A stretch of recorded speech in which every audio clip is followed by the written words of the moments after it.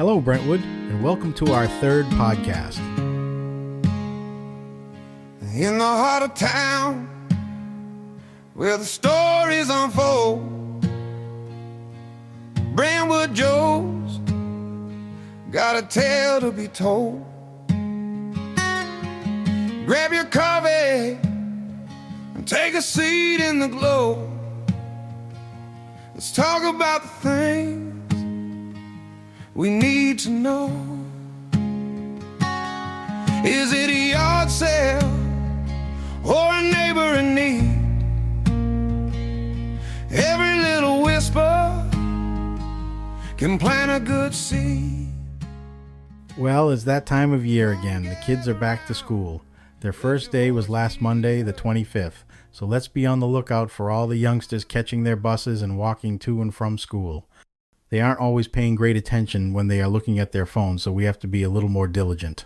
Now, for an interesting story from the Brentwood Historical Society history book. On Monday, the 10th of August, 1959, at 10:47 a.m., a B-52 Stratofortress bomber crashed into Spruce Swamp in Fremont, New Hampshire, an event that also involved Brentwood. This incident is considered one of the most historic events in Fremont's 233-year history. Spruce Swamp is situated in Fremont between routes 125 and 107. The aircraft in mission, the B-52 bomber, had taken off from Westover Air Force Base in Chicopee, Massachusetts at 8:15 a.m. for a routine training mission. During the flight, its airspeed indicator and altimeter failed.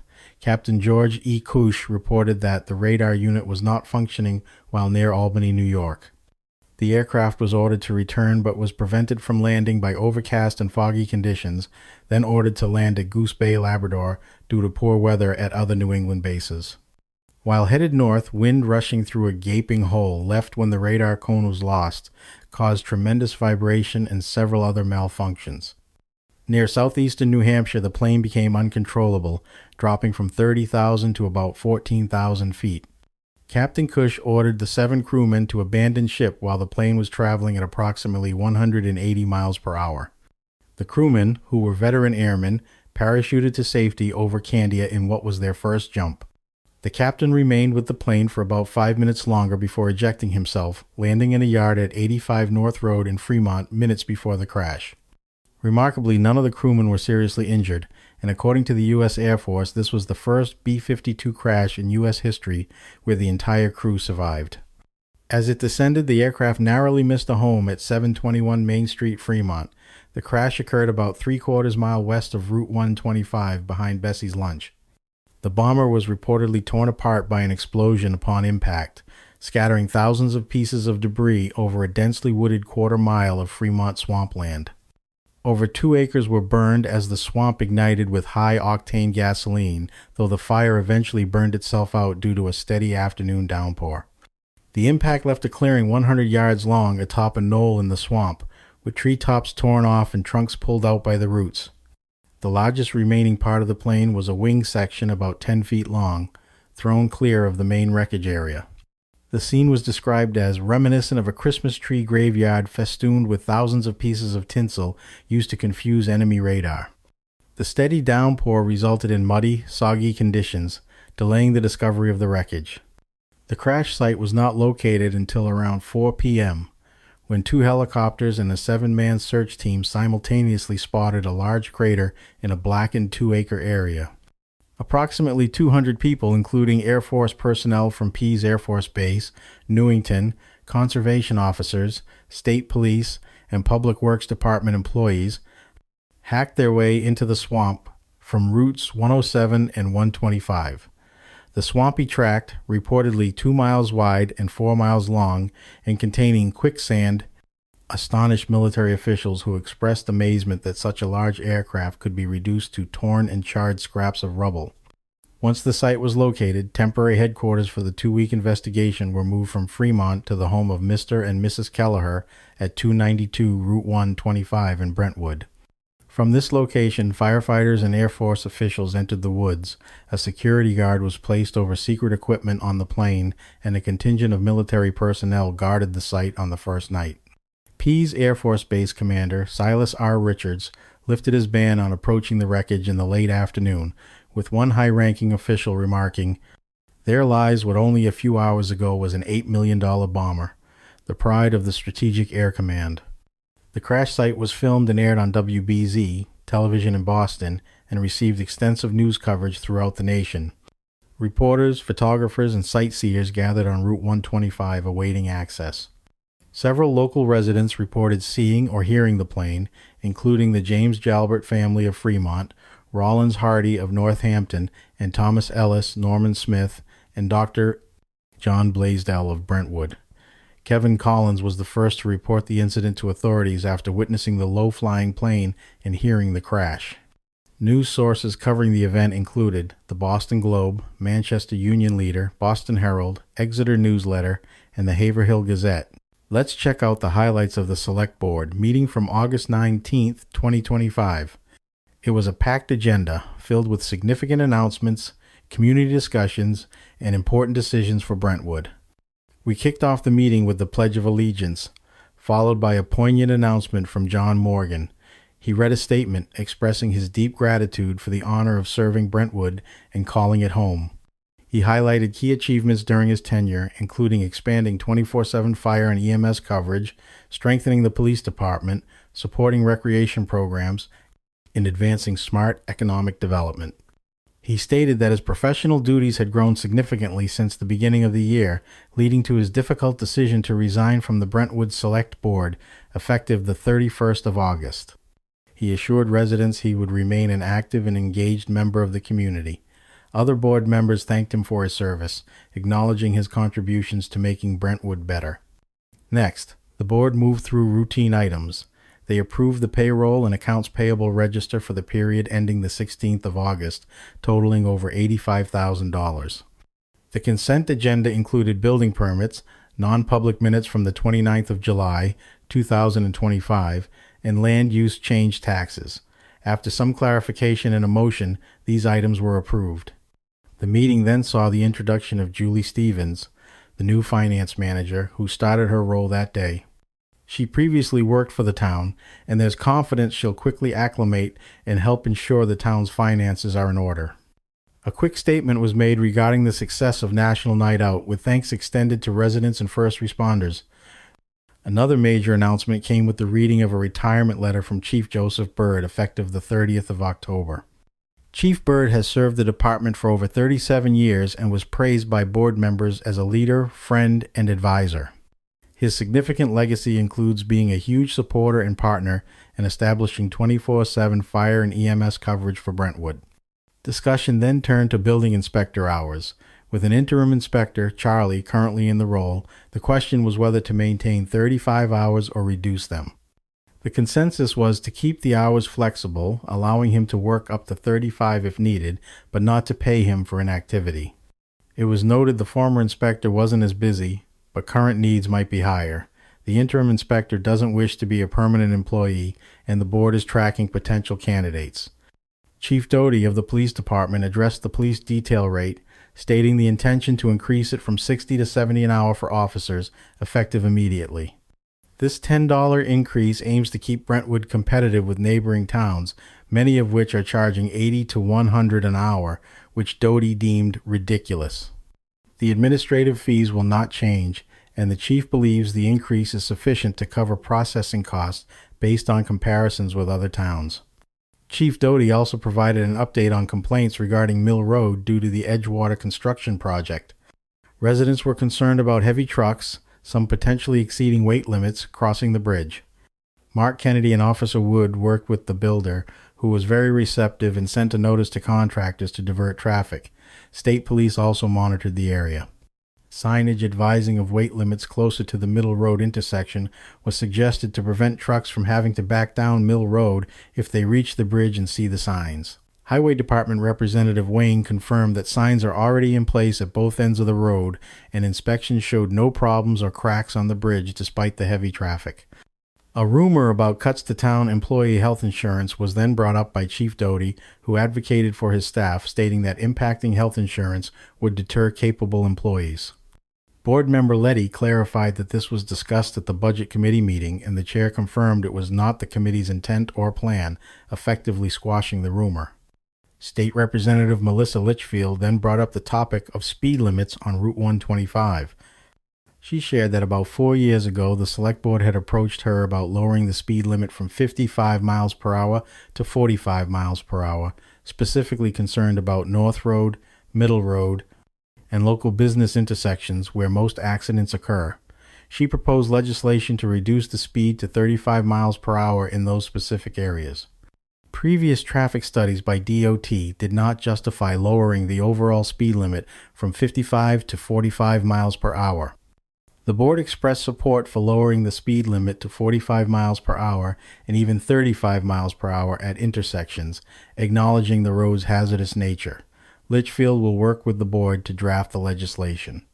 It was noted that current state law requires a specific bill to allow such changes for state highways. Litchfield also raised a constituent request regarding window tinting laws, proposing to align Brentwood's regulations with the 34% standard of 34 other states. Chief Doty, while personally not a fan of dark windows for safety, acknowledged that moderate tinting could benefit individuals with migraines or light sensitivity and suggested a percentage should be allowed without needing medical waivers. Deputy Fire Chief Roy Olson then discussed the health insurance buyout program for town employees. He explained that many new recruits expect a buyback of 1/3 to 50% of the town's insurance premium if they opt out, whereas Brentwood currently offers only $25 per week, totaling $1,300 annually. This low amount is a huge knock in recruiting efforts, as other towns offer $6,000 to $10,000. He requested the board look into increasing this incentive. A single employee's annual insurance cost to the town is $15,850, with varying costs for couples and families, and employee contributions also vary by plan. The board acknowledged the need to dig into the numbers to assess the feasibility. In other fire department news, Deputy Chief Olson announced that Brentwood and East Kingston were chosen to receive a free forestry tanker vehicle from the military. This large off-road vehicle will have an 800 to 1,200 gallon tank to be purchased, significantly increasing their capacity for brush fires. The only major expenses are getting it to Brentwood and painting it within 6 months. The board enthusiastically approved accepting the vehicle, which will work in conjunction with their existing smaller forestry truck. Olson also recounted the successful handling of a recent second alarm fire on South Road.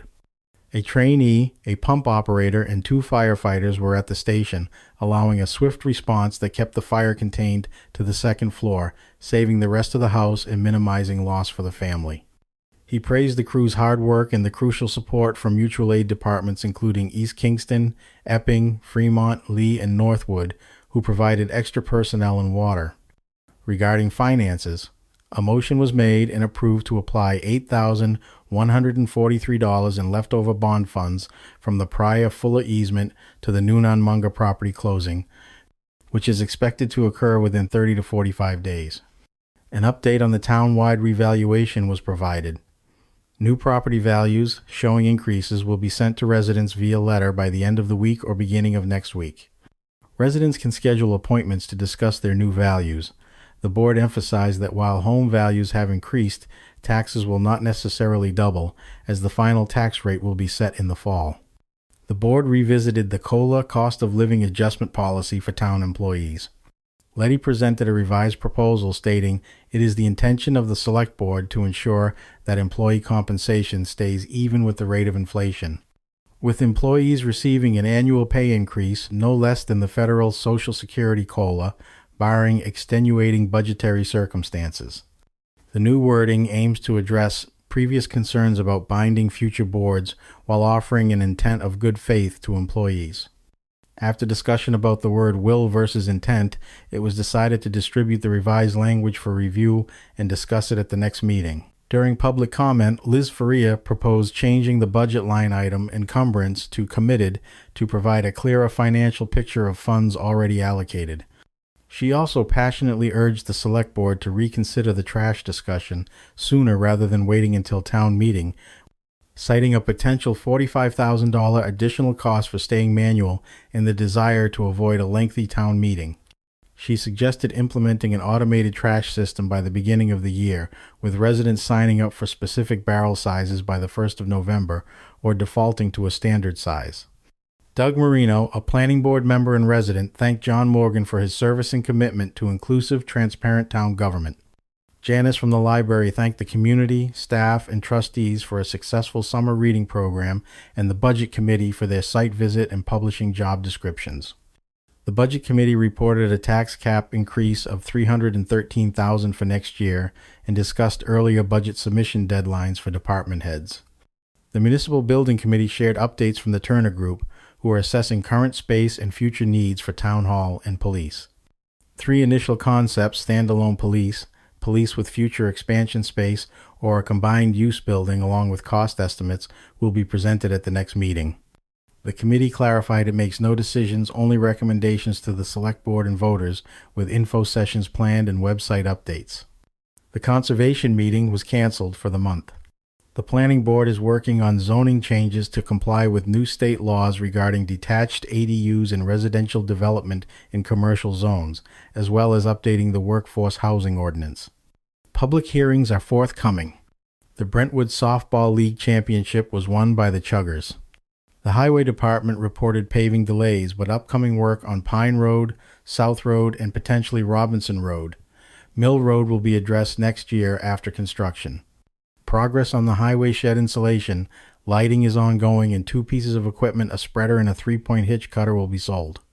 The police department is on track to receive Chief Doty's new cruiser within the next month, and morale is high. The fire department's UTV is nearing completion, and the free tanker truck is expected within a month. The meeting concluded with a motion to go into a non-public session for personnel and hiring discussions. This week we have a few shout-outs. The first goes to Brentwood's own Mark Alden.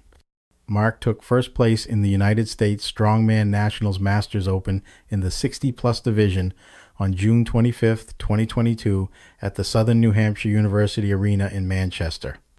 Mark then repeated that amazing feat the following year on June 3rd in Dallas. As if that wasn't enough, he did it again the next year on June 8th in Denver. Ready for this? He did it again this year on June 28th in Concord, North Carolina. I think this would be legendary in any sport. Congratulations, Mark. This one's for you. We will all be rooting for you in 2026 if you choose to compete again.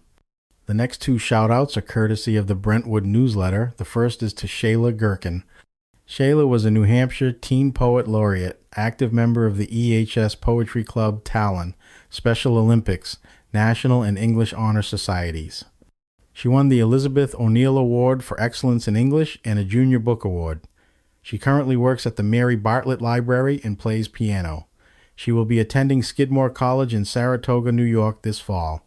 This next shout-out goes to the daughter of some very good friends of mine, Ed and Linda McNamara, who are very proud to announce that their daughter Lauren graduated cum laude from the University of New Hampshire with a Bachelor of Science degree in Marine, Estuarine, and Freshwater Biology with a minor in Animal Behavior. Lauren plans to continue her education and is currently applying to veterinary school. Finally, I would like to give a shout out to my granddaughter, McCaden Elizabeth. McCaden is a fast-pitch softball catcher at her school. I am sad that she and her family moved to Georgia a few months ago. We call her McCaden the Sniper, because if you thought you were going to steal a base on her, you won't make it. She has a laser-guided missile launching arm on her.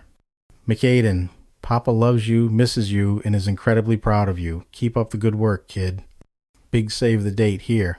The 2025 Daddy-Daughter Dance with the Theme in Paris will be held on Friday, October 3rd from 6 p.m. to 8 p.m.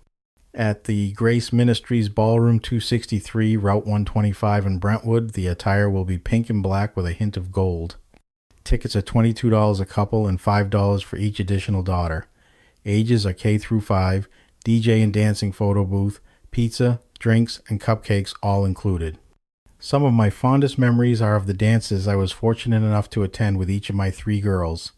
Maybe we should have an adult father-daughter dance to relive some of those memories. Might be a lot of fun. Please tell me what you all think. Thursday, September 11th, there will be a memorial ceremony at the fire station starting at 9:45 a.m. If you can make it, we encourage you to go. If not, please take a moment during the day for remembrance of all those we lost, as well as all the families forever affected by the horrible events of that day in 2001. Never forgotten, always remembered. The Brentwood Historical Society is having a yard sale on Saturday, September 6th, starting at 8 a.m. The address is 140 Crawley Falls Road. Let's all go buy something and help them out. There will be lots of cool stuff there, and maybe you can get your membership while you are perusing the goods. As always, please say hello and thank you to any first responders you may see, and especially to any of our courageous military personnel. Let them know how much we appreciate all that they do for us so that we can have the freedom to do things like this podcast. Too often they are overlooked and underappreciated. Till the next time, thank you all so much for listening. If you enjoyed it or found it interesting or informative, tell your friends and family to please give it a listen. We appreciate each and every one of you. Remember, if you have any questions, feedback, or someone who deserves a shout out, including those little ones who might like to hear their names and feel noticed, you can reach us at Brentwood Joe's Town Hall Podcast at gmail.com. Or you can message us on the Brentwood Joe's Facebook page. Thank you again, and I hope you all have a great week. Brentwood Joe, the voice of our pride. With every conversation we'll turn the tide. Join in the laughter, come take a seat at the town hall. Our spirits meet, so share your thoughts, let your heart sing.